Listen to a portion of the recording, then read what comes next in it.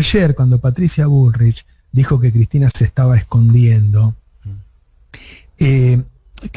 Patricia Bullrich hace esas declaraciones de odio porque piensa que su electorado, el factor aglutinador de su electorado es el odio, ¿no? Que su electorado no la ama a ella, la odia a Cristina. Entonces que cada vez que ella tiene una expresión de odio, aglutina, se asegura ese 40%, que fue un trabajo de muchos años en Argentina, que viene del antiperonismo histórico, que ponele que fuera el 25% de la sociedad, y que cuando le suma al antikirchnerismo llega a este 40%. Entonces, esas expresiones de odio las usa porque lamentablemente, con tantos años de mensajes viles, una parte de la sociedad se ha envilecido.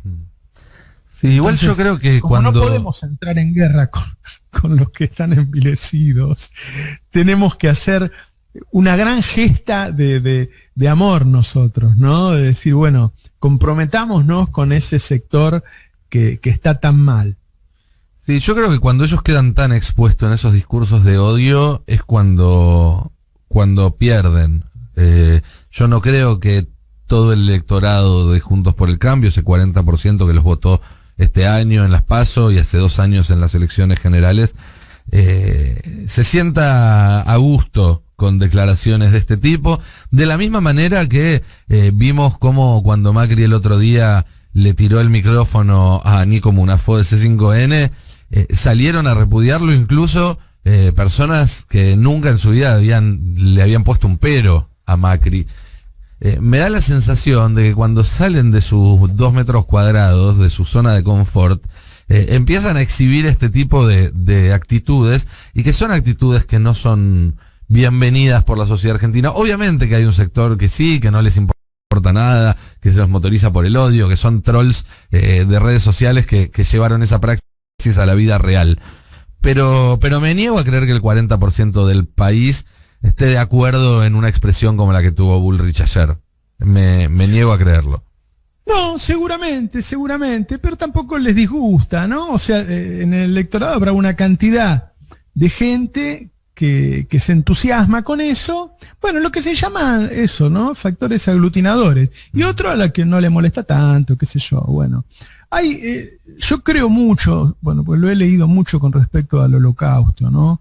Cuando vos te preguntás en un país como Alemania cómo pudieron asesinar a 6 millones de personas, porque uno no puede decir que no se enteraron, ¿no? Uh-huh. Y bueno, había una cantidad de gente que los odiaría y otra cantidad de gente que no le interesaba tanto. ¿Y por qué no le interesaba tanto? Porque antes de asesinarlos, los deshumanizaron. Así es. ¿No? Los difamaron, los demonizaron y llegaron a la deshumanización. ¿Qué es la deshumanización? La deshumanización es cuando vos lo tratás como si no fuera un ser humano. Entonces, como no es un ser humano, vos le podés hacer cualquier cosa. Eso se piensa de Cristina. Por eso yo me puse mal ayer, cuando yo vi que Cristina se estaba operando, así de apuro, porque sé que hacen eso, que para ciertas personas es, qué sé yo, es menos que un ser humano, ¿no? Cuando vos yo te he contado, ahora no me pasa más, pero en 2016, cuando la gente estaba enfurecida, a mí me han escupido por la calle. ¿A quién escupís vos? ¿Escupís a una persona? ¿O escupís a alguien que ya considerás que no es una persona? Bueno, han sembrado mucho odio. Cuando escuchábamos hace unos meses a Alfredo Leuco decir que había que terminar con los kirchneristas, también era parte de esta construcción. Cuando vimos al diputado neuquino Sánchez, que también cada tanto en las redes sale con expresiones de ese tipo, que habla de eliminar, de exterminar, de pisotear. Estamos hablando de este proceso de deshumanización del otro. Claro. Yo he puesto más de una vez el ejemplo de Kafka, ¿no? De la metamorfosis. ¿Qué sé yo? Recién cuando la hermana dice, bueno, es un bicho, no es mi hermano. Entonces, si es un bicho, lo podemos matar. Sí. Porque ya no es más mi hermano, ¿no? Primero tuvieron que convencerse que era un bicho, qué sé yo. Y bueno, eso está vigente. Entonces, esas expresiones de Patricia Bullrich están en ese sentido. Yo digo para que comprendamos quién está del otro lado, ¿no? Ahora, ¿quién es Patricia Bullrich? Patricia Bullrich es la presidenta del PRO. Así es. Entonces, cuando habla Patricia Bullrich, para mí habla el PRO. Yo no puedo decir que es una expresión personal, porque es la presidenta. Está claro. Y no salió un repudio del resto. No salió nadie a decir, no, yo no comparto las expresiones y si sigue expresando de esa manera no puede representar como presidenta del PRO. Del ala blanda de Cambiemos es un animal mitológico. Claro, del partido. en Cambiemos hay dos alas, una ala dura y una ala imaginaria. Pero, ¿qué sé yo?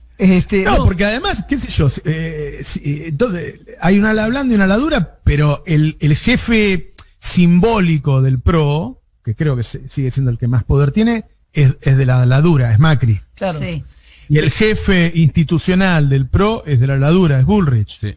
Pero además entonces, tienen un instrumento que comparte con los medios serios que es muy bueno, que es el moralismo selectivo, que les permite pasar de una semana, en una semana donde hablaron de un santuario imaginario que había sido violentado porque alguien arrancó un cartel que decía Bisotti Chorra del Monumento Belgrano, y eso era violar un santuario, y tenías a la ex ministra Pum Pum hablando de eso, diciendo la violación del santuario, y esa misma persona la semana siguiente denigra, tiene un comentario súper violento contra Cristina, y no hay ningún cambio, digamos, es eso el moralismo selectivo, pasar de indignaciones de Heidi a humor de orco, sin pagar ningún costo. No es que Johnny Viale le dice, mirá, me parece que...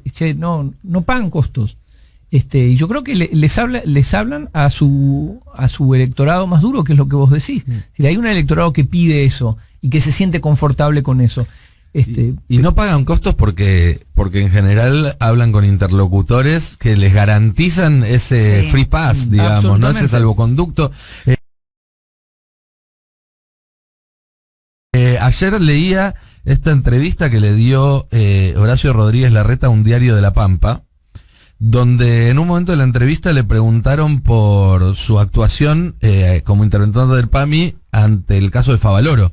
Sí. Y Larreta contestó, no estoy para responder esa pregunta. Claro. Discúlpame, no tengo absolutamente nada que ver con eso y no estoy para esa pregunta. Se levantó y se terminó la entrevista.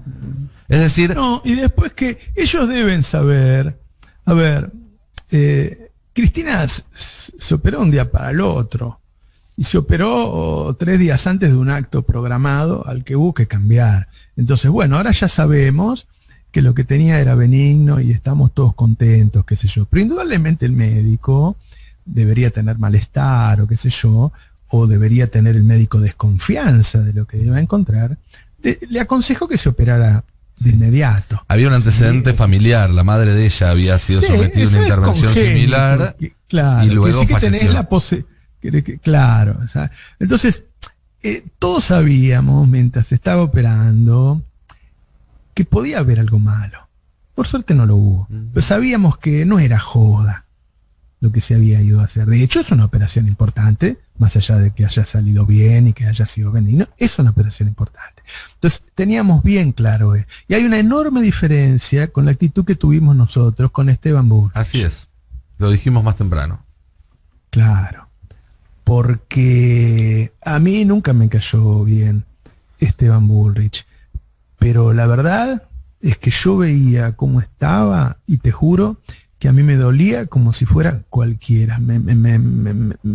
Pero me dolía, me daba angustia, y si lo vuelvo a escuchar me va a dar otra vez lo mismo. Entonces, bueno, eso tiene que distinguirnos y tener con ellos, si ellos nos tratan como enemigos, pues tendremos que responder de la misma manera. Pero al mismo tiempo tenemos que ser cada día más solidarios con la gente que la pasa mal. Y no confundir el tarado cómplice con los protagonistas que toman decisiones. Acá los que toman decisiones son unos pocos, que son los que van a decir quién es el candidato de ellos, que van a decidir si Macri vuelve a ser el candidato, o si el candidato puede ser, no sé, Larreta, pero poniéndole todo un grupo de gente alrededor. Ellos son el poder y ellos son los que se quieren cargar a Alberto ahora, dentro de 2 semanas, después de las elecciones. algún comentario con respecto a esto del dólar. Nunca había visto que hicieran tanto lío con aumentos de 1 centavo, que además ni siquiera se sostuvo. Es decir, ayer el dólar abrió a 199 en el mercado negro, estuvo un ratito a 200 y bajó a 199. Es decir, el día cerró igual. Y todo el día se habló del dólar. Y en los últimos 10 días subió 5 centavos. Yo ya lo expliqué, pero lo vuelvo a explicar. Sí, claro. Es el precio promedio de unas 40 cuevas que hay en la City. Cuevas es un lugar en donde vos entrás en secreto para comprar, ¿no? ¿Qué sé yo? Y que mueven además cantidades mínimas. Claro. Ahora, ¿cómo haces el promedio? ¿Quién hace el promedio? ¿Entendés? ¿En serio me van a decir que hay algún diario que está yendo a los 40 lugares? No le creo. Yo creo que llaman por teléfono a 2 o 3. Y ese centavo. Lo que quiero decir es que, primero, hace un año el dólar negro costaba 195. Bajó a 170 y hoy sale 195. En ese año hubo más de un 40% de inflación. Por lo tanto, en términos reales, el dólar negro es más bajo que antes, ¿se entiende, claro, no? Sí, sí, sí. Bueno. Segundo, yo diría, ¿en serio, muchachos, dicen que el dólar cuesta 200? Bueno, dale, yo tengo dólares, te compro tu empresa. ¿Vos me la comprás, me tomás el dólar a 200? Yo creo que no me la vas a querer vender con el dólar a 200, ¿no? Porque sabes que no es el precio. Entonces se hace todo un ruido y se tapa algo que la verdad es que todos los datos económicos son muy fuertes, muy fuertes. Uno puede decir, bueno, hay una pobreza muy fuerte, hay 10 millones de personas que comen en comedores, yo lo repito todos los días.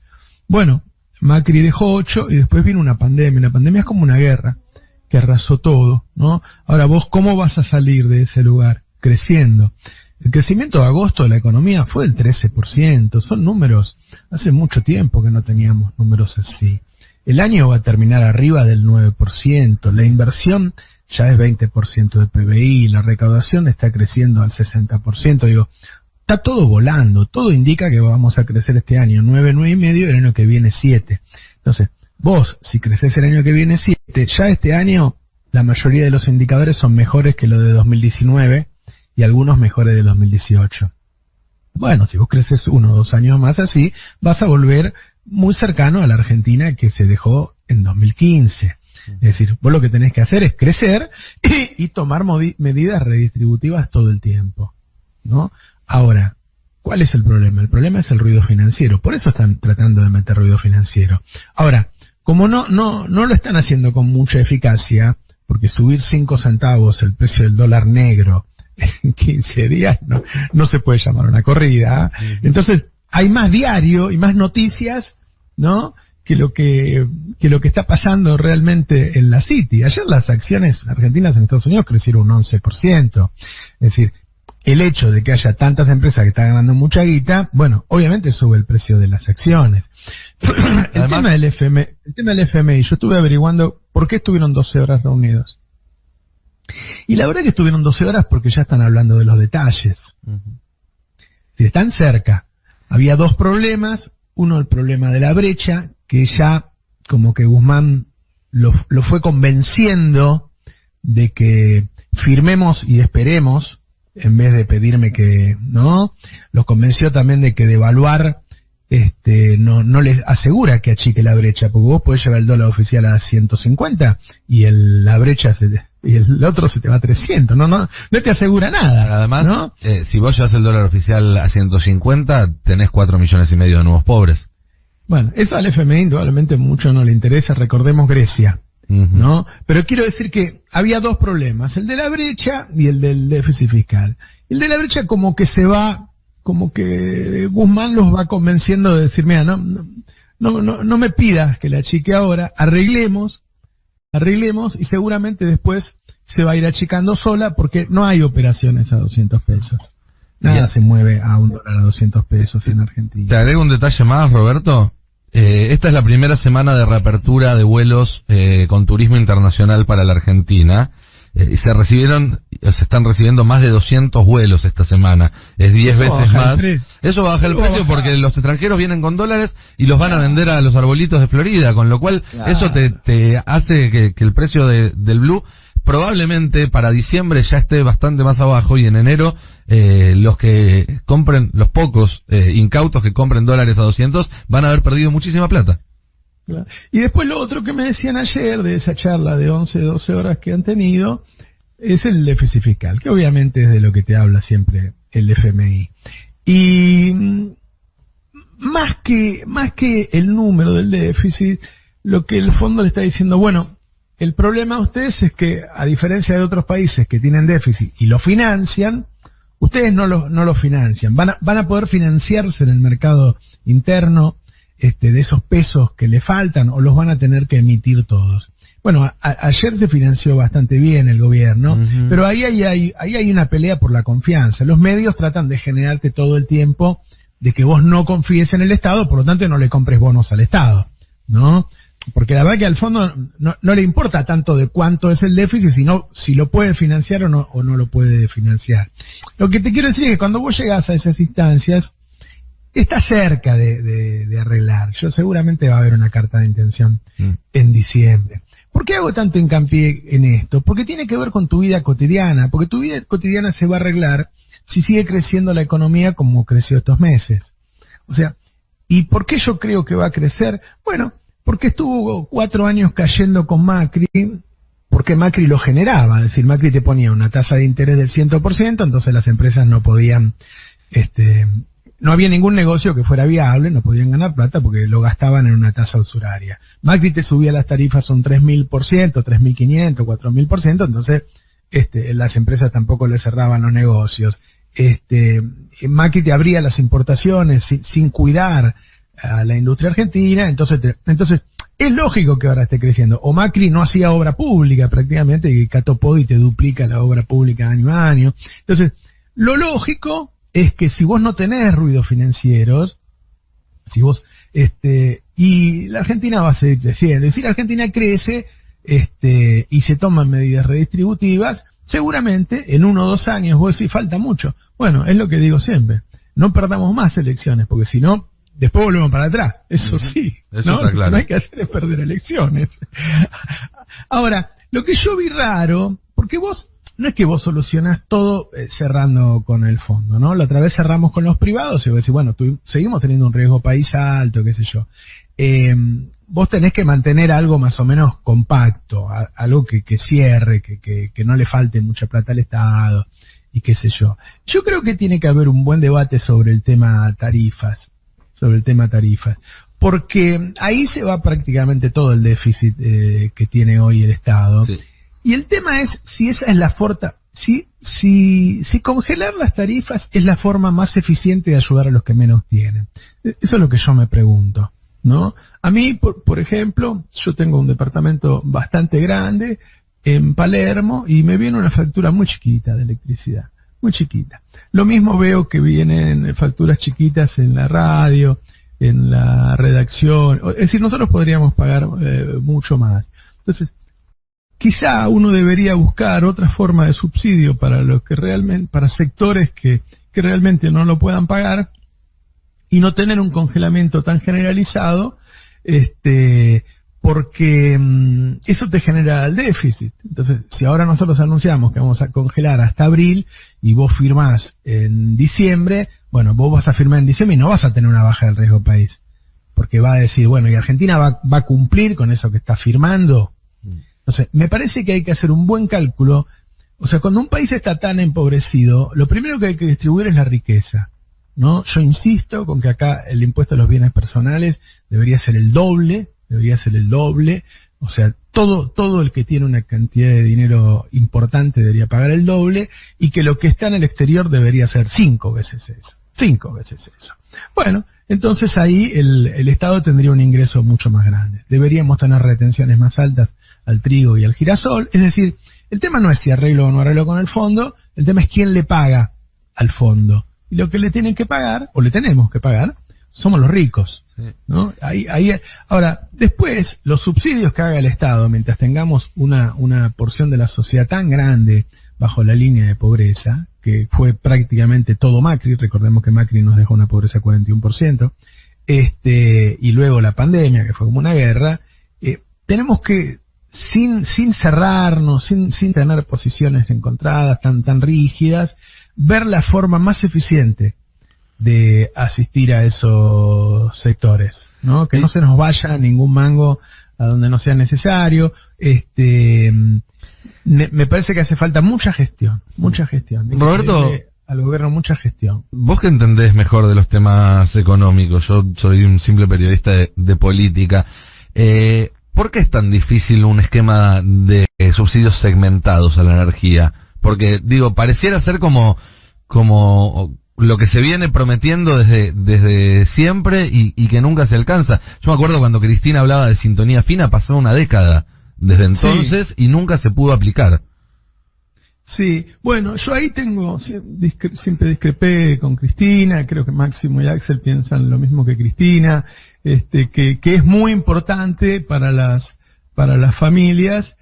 Ahora, pensémoslo de esta manera, saquémonos las anteojeras ideológicas, qué sé yo, que en este tiempo que te congelaron las tarifas, igual te faltó la plata. ¿Por qué te faltó la plata? Porque te subió la comida.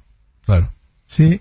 Entonces, a mí me interesaría más subir las retenciones a los granos y oleaginosas y que a la gente le baje el precio de la comida y que en todo caso la electricidad y el gas le cueste un poco más caro. A todos o a casi todos le cueste un poco más caro, menos a los más humildes, obviamente, ¿no?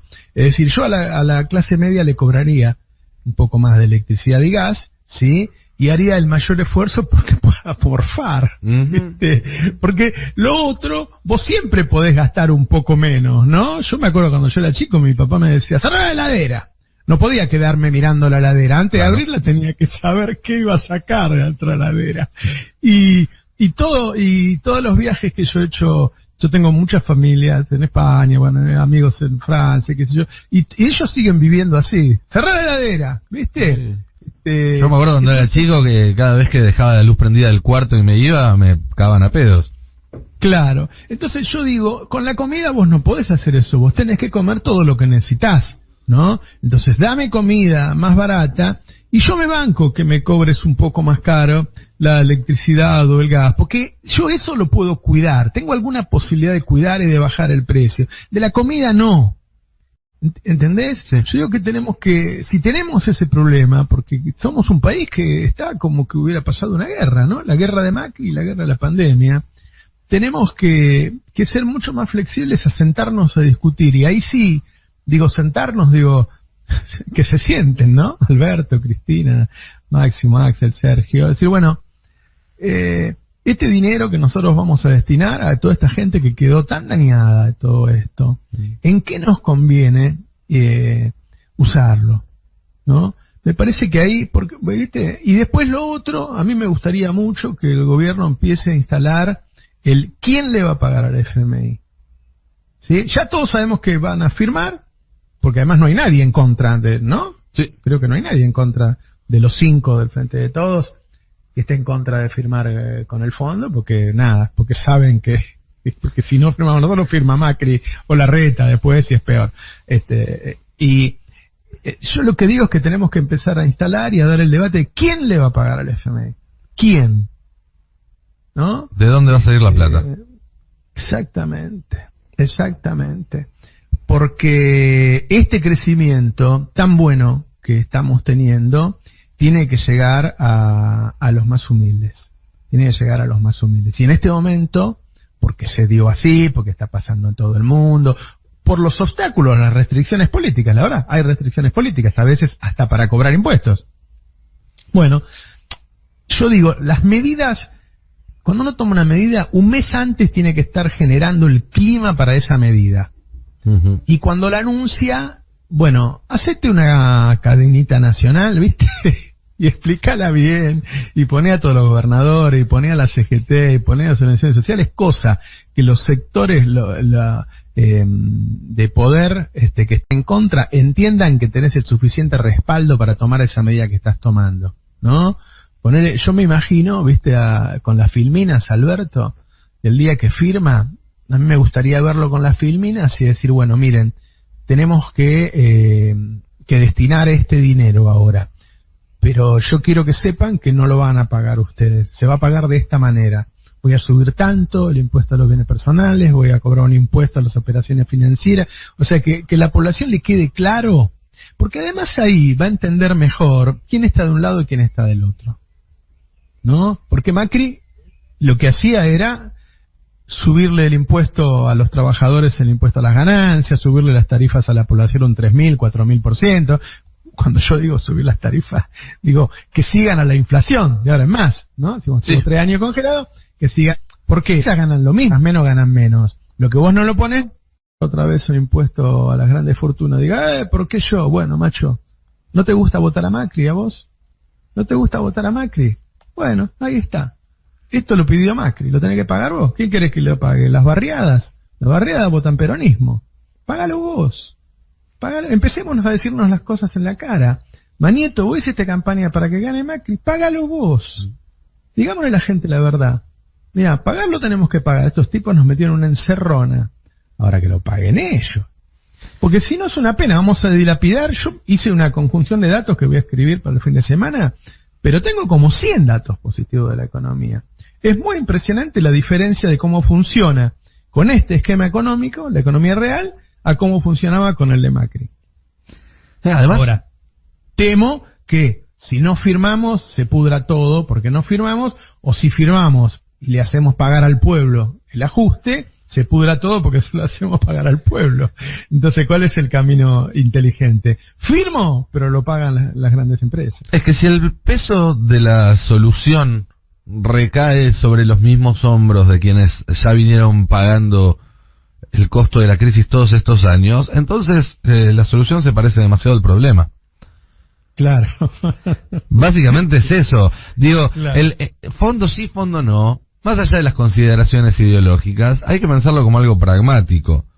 Entonces, el fondo es una herramienta en todo caso. Fue una herramienta para Macri, que lo utilizó para tratar de salvar una elección que se había perdida, pero además para obligar a condicionar al que viniera después, sea del peronismo, o también sea a sí mismo.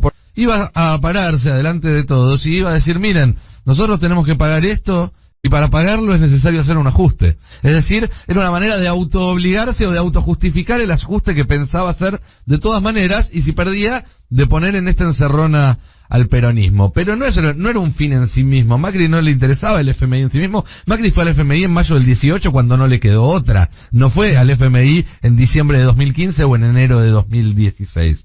Entonces tampoco nosotros tenemos que caer en la trampa de que la definición sea FMI sí o FMI no.